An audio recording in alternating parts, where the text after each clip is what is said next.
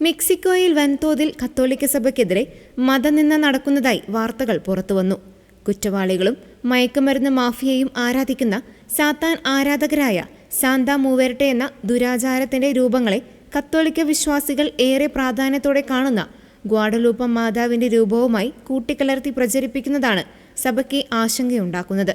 Pontifical academy Mariana international പ്രസിഡന്റായ father Stefano Sechin ഈ നടപടിയെ ഭീകരമായ നിന്ന എന്നാണ് വിശേഷിപ്പിച്ചത്.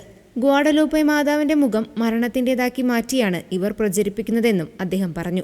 ഗ്വാഡലൂപ്പെ ബസിലിക്കയിലെ ദൈവശാസ്ത്രജ്ഞരായ ഫാദർ എൻഡോ ഷാവേസും ഈ പ്രവണതയ്ക്കെതിരെ രംഗത്തെത്തി.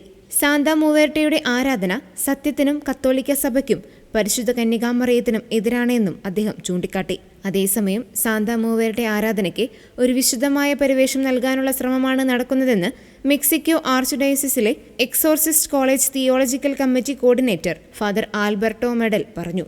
ഈ ദുരാചാരങ്ങളെ ചെറുക്കുന്നതിനായി സഭ കഠിനമായ ബോധവൽക്കരണം നടത്തണമെന്നും ശരിയായ ഭക്തിമാർഗങ്ങൾ പ്രോത്സാഹിപ്പിക്കണമെന്നും സഭാ നേതാക്കൾ ആവശ്യപ്പെട്ടിട്ടുണ്ട്. സാത്താൻ ആരാധകർ നടത്തിയ ഈ അവഹേളനത്തിനെതിരെ വിശ്വാസികളടക്കം രംഗത്തെത്തിയിരുന്നു.